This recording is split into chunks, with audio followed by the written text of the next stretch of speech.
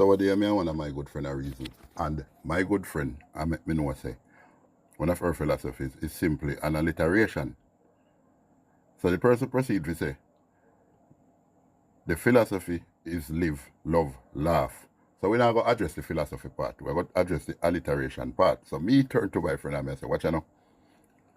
That's not necessarily an alliteration, you know. Yes, it is, but you can be more precise with the literary name for it or the rhetorical name for it.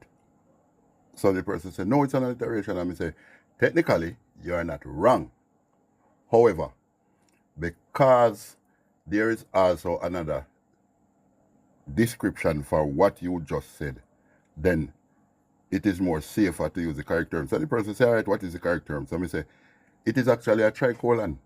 It is not an alliteration, really. Yes, it is one, but there's a more precise name for it, for what you use.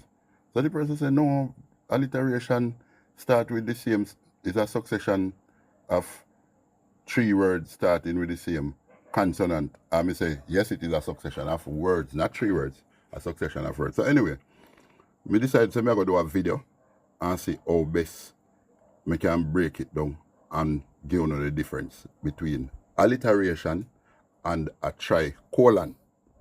So first, make we start with tricolon. The first clue you must look on is a prefix tri, we meaning 3. You see what I say? Tricycle. Just think about that word there. T-R-I. Alright. So a tricolon is basically a rhetorical device where you have 3 parallel or balance element. So the 3 of them must parallel and it must balance.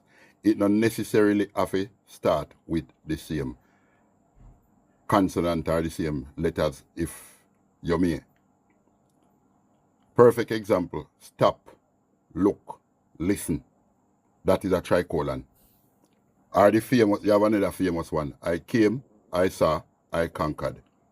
That is a tricolon because the tricolon can be a phrase. It does not necessarily have to be 3 words. It can even be 3 clauses. And what you need to notice, them not start with the same consonant. Them not start with the same letter. No. When you look on an alliteration now, alliteration can have more than 3 letters. You remember that something around the rugged rock, the rascal run?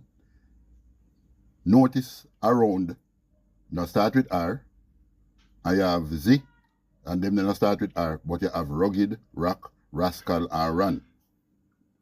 That is an alliterative device or alliterative phrase. That is known as an alliteration. Listen to the R sound in it, and that's what matters. You see what I say? So if you notice, you have words between them, between the R them, and it's still fine.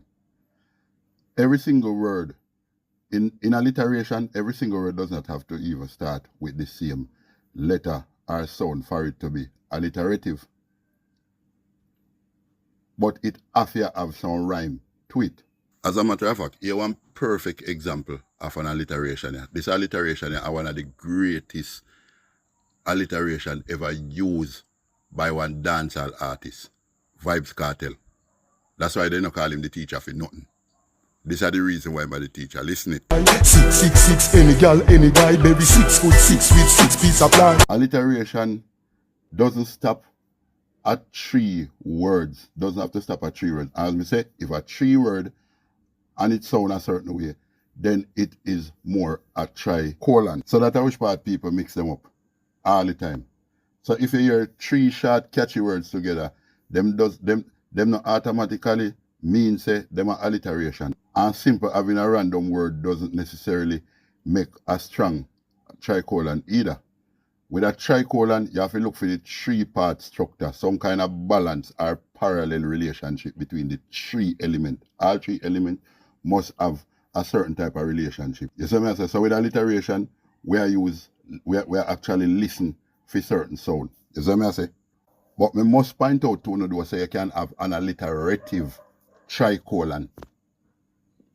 It don't come like how you know say all crime, all criminal act are deviance, but not all deviance is a crime. So yes, if the 3 words them balance and start with the same letter and give a certain sound. Yes, it is an alliteration, but it wouldn't be an alliterative tricolon, because what you need to remember, an alliteration does not stop at 3 words, or does not necessarily have to stop at 3 words. So a tricolon can be formed by 3 different clauses. Even if the clauses begin with the same consonant, it is best to say it is an alliterative tricolon, but it's just not an alliteration. It's just not alliterative by itself. I came, I saw, I conquered.